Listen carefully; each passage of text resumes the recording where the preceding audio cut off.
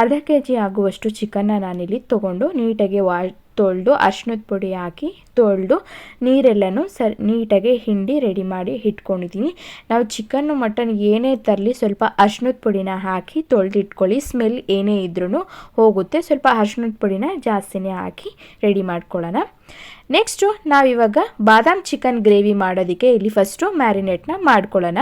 ಅರ್ಧ K G ಚಿಕನ್ಗೆ ನಾನಿಲ್ಲಿ 1 spoon ಆಗುವಷ್ಟು ಚಿಲ್ಲಿ ಪುಡಿ, ಹಾಗೆ ರುಚಿಗೆ ತಕ್ಕಷ್ಟು ಉಪ್ಪು, 1 ಸ್ಪೂನ್ ಆಗುವಷ್ಟು ಪುಡಿ ಉಪ್ಪು, ಹಾಗೆ ಒಂದು ಅರ್ಧ ಕಪ್ ಆಗುವಷ್ಟು ಮೊಸರನ್ನ ಸೇರಿಸ್ತಾ ಇದ್ದೀನಿ. ಇದಿಷ್ಟು ನಾವಿವಾಗ ಚೆನ್ನಾಗಿ ಮಿಕ್ಸ್ ಮಾಡ್ಕೊಳ್ಳೋಣ. ಯಾಕಪ್ಪ ಈ ರೀತಿಯಾಗಿ ಮಾಡೋದು ಅಂದರೆ ಉಪ್ಪು ಖಾರ ಚೆನ್ನಾಗಿ ಹಿಡಿಯುತ್ತೆ ಮತ್ತು ಮೊಸರು ಹಾಕೋದ್ರಿಂದ ಟೇಸ್ಟು ಚೆನ್ನಾಗಿ ಬರುತ್ತೆ. ಮತ್ತು ಮೊಸರು ಹಾಕೋದ್ರಿಂದ ಚಿಕನ್ನು ಸಾಫ್ಟಾಗಿ ಬೆಂದಿರುತ್ತೆ. ಬೆಂದಾಗ ನೀಟಾಗಿ ಮಕ್ಕಳಿಗೆ ತಿನ್ನೋದಕ್ಕೆ ಒಂಥರ ಸಾಫ್ಟಾಗಿರುತ್ತೆ ಅಂತಲೇ ಹೇಳ್ಬೋದು. ಈ ರೀತಿಯಾಗಿ ನಾವಿಲ್ಲಿ ಅರ್ಧ ಗಂಟೆ ಆಗುವಷ್ಟು ನೀಟಾಗಿ ಕಲಸಿ ಮ್ಯಾರಿನೇಟ್ ಮಾಡಿ ಇಡೋಣ. ನೆಕ್ಸ್ಟು ಸ್ವಲ್ಪ ಕರಿಬೇವು ಸೊಪ್ಪನ್ನ ಸೇರಿಸಿ ಮಿಕ್ಸ್ ಮಾಡ್ಕೊಳ್ಳೋಣ.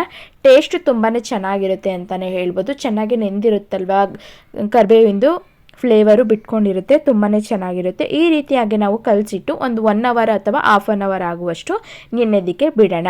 ನೆಕ್ಸ್ಟ್ ಇವಾಗ ಬಾದಾಮ್ ಚಿಕನ್ ಮಾಡೋದಕ್ಕೆ ನಾನಿವಾಗ ಗ್ರೇವಿಗೆ ರೆಡಿ ಮಾಡ್ಕೊತಾ ಇದ್ದೀನಿ. ಮಸಾಲೆನ ಒಂದು ಅರ್ಧ ಕಪ್ ಆಗುವಷ್ಟು ತೆಂಗಿನಕಾಯಿ, ಹಾಗೆ ಒಂದು ಕಾಲು ಕಪ್ ಆಗುವಷ್ಟು ಬೇಬಿ ಗೋಡಂಬಿನ ಸೇರಿಸ್ತಾ ಇದ್ದೀನಿ. ಬೇಬಿ ಗೋಡಂಬಿ ಇದ್ದರೆ ಹಾಕ್ಕೊಳ್ಳಿ, ಇಲ್ಲಾಂದರೆ ಮಾಮೂಲಿ ಗೋಡಂಬಿನೇ ಸಹ ಸೇರಿಸಿ ಇದಿಷ್ಟನ್ನು ನಾವು ಚೆನ್ನಾಗಿ ನುಣ್ಣಗೆ ರುಬ್ಬಿ ಪೇಸ್ಟ್ ಮಾಡಿ ಪಕ್ಕಕ್ಕೆ ಇಟ್ಕೊಳ್ಳೋಣ.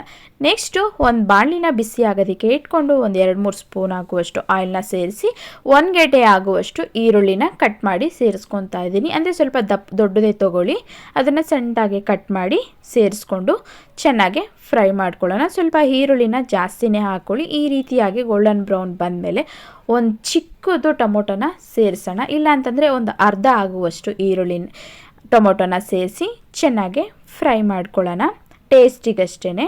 ಹಾಗೆ ನೆಕ್ಸ್ಟು ನಾನಿಲ್ಲಿ 1 ಸ್ಪೂನ್ ಆಗುವಷ್ಟು ಶುಂಠಿ ಬೆಳ್ಳುಳ್ಳಿ ಪೇಸ್ಟನ್ನು ಸಹ ಸೇರಿಸ್ಕೊತಾ ಇದ್ದೀನಿ. ಶುಂಠಿ ಬೆಳ್ಳುಳ್ಳಿ ಪೇಸ್ಟು, ಒಂದು ಅರ್ಧ ಟೊಮೊಟೊ, ಹಾಗೆ 1 ಗೆಡ್ಡೆ ಆಗುವಷ್ಟು ಈರುಳ್ಳಿ, ಇಷ್ಟನ್ನು ಸಹ ನಾವಿಲ್ಲಿ ಚೆನ್ನಾಗಿ ಫ್ರೈ ಮಾಡ್ಕೊಳ್ಳೋಣ ಹಸಿ ಸ್ಮೆಲ್ ಹೋಗೋವರೆಗೂ.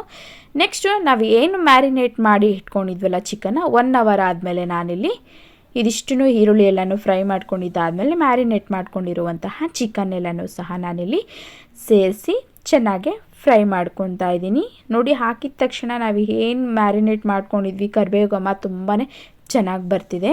ಅದರಿಂದ ಕರಿಬೇವು ಸೊಪ್ಪು ಸ್ವಲ್ಪ ಜಾಸ್ತಿನೇ ಹಾಕ್ಕೊಂಡು ಮಾಡ್ಕೊಳ್ಳಿ, ಟೇಸ್ಟು ಚೆನ್ನಾಗಿ ಬರುತ್ತೆ ಮತ್ತು ಆರೋಗ್ಯಕ್ಕೂ ಸಹ ಒಳ್ಳೆಯದಂತಲೇ ಹೇಳ್ಬೋದು.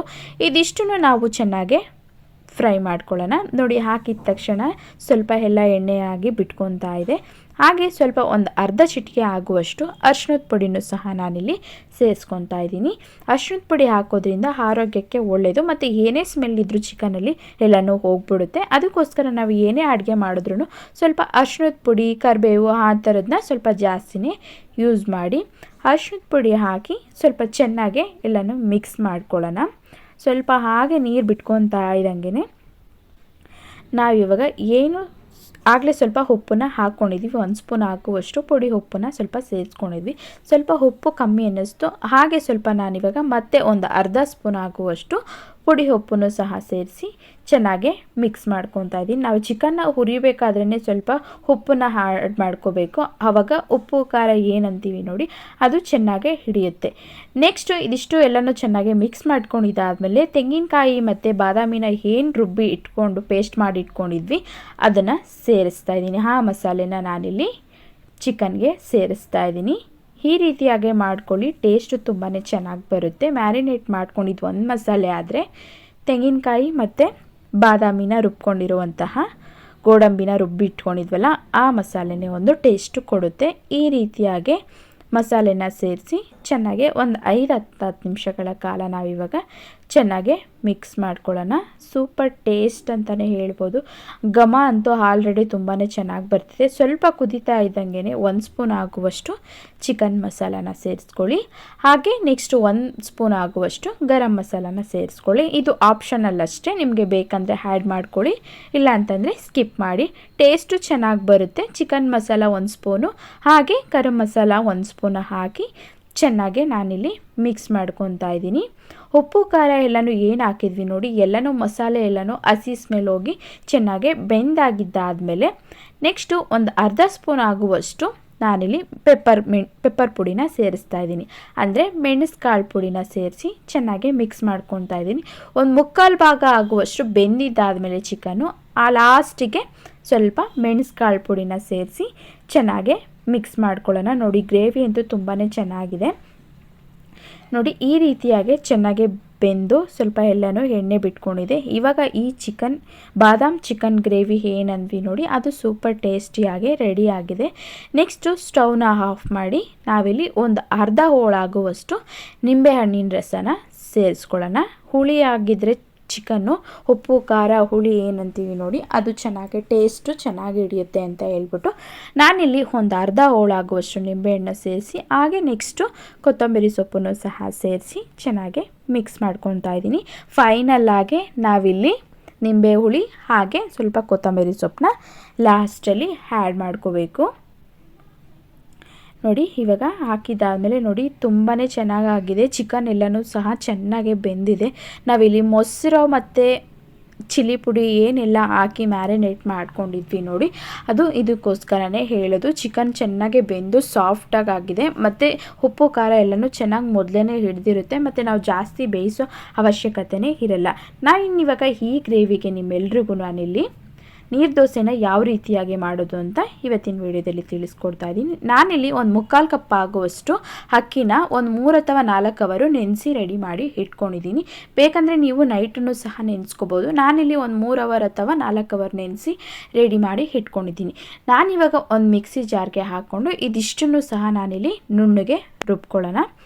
ಈ ರೀತಿಯಾಗಿ ನುಣ್ಣಗೆಲ್ಲನೂ ರುಬ್ಕೊಂಡಿದ್ದಾದಮೇಲೆ ಒಂದು ಮಿಕ್ಸಿಂಗ್ ಬೌಲ್ನ ತೊಗೊಂಡು ನೀಟಾಗಿ ಏನು ರುಬ್ಬಿಟ್ಕೊಂಡಿದ್ವಿ ಅದನ್ನೆಲ್ಲನೂ ಸ್ವಲ್ಪ ಮಿಕ್ಸಿಂಗ್ ಬೌಲ್ಗೆ ಸೇರಿಸ್ಕೊಳ್ಳೋಣ. ನಾನು ಯಾವ ಕಪ್ಪಲ್ಲಿ ಅಕ್ಕಿನ ತೊಗೊಂಡಿದ್ದೀನಿ ಆ ಕಪ್ಪಲ್ಲಿ ನಾನು 2 ಕಪ್ ಆಗುವಷ್ಟು ನೀರನ್ನ ಆ್ಯಡ್ ಮಾಡ್ತಾಯಿದ್ದೀನಿ.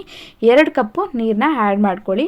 1 ಕಪ್ಪು ಅಕ್ಕಿಗೆ 2 ಕಪ್ ಆಗುವಷ್ಟು ನೀರನ್ನ ಆ್ಯಡ್ ಮಾಡಿಕೊಂಡು ಚೆನ್ನಾಗಿ ಮಿಕ್ಸ್ ಮಾಡಿಕೊಂಡು ರುಚಿಗೆ ತಕ್ಕಷ್ಟು ಉಪ್ಪನ್ನು ಸೇರಿಸ್ಕೊಳ್ಳಿ. ನಾನಿಲ್ಲಿ 1 ಸ್ಪೂನ್ ಆಗುವಷ್ಟು ರುಚಿಗೆ ತಕ್ಕಷ್ಟು ಉಪ್ಪನ್ನು ಸಹ ಸೇರಿಸಿ ಚೆನ್ನಾಗಿ ಮಿಕ್ಸ್ ಮಾಡ್ಕೊತಾ ಇದ್ದೀನಿ. ಈ ನೀರು ದೋಸೆನೇ ನಾವಿಲ್ಲಿ ಇನ್ಸ್ಟೆಂಟಾಗೇ ಮಾಡ್ಕೋಬೋದು.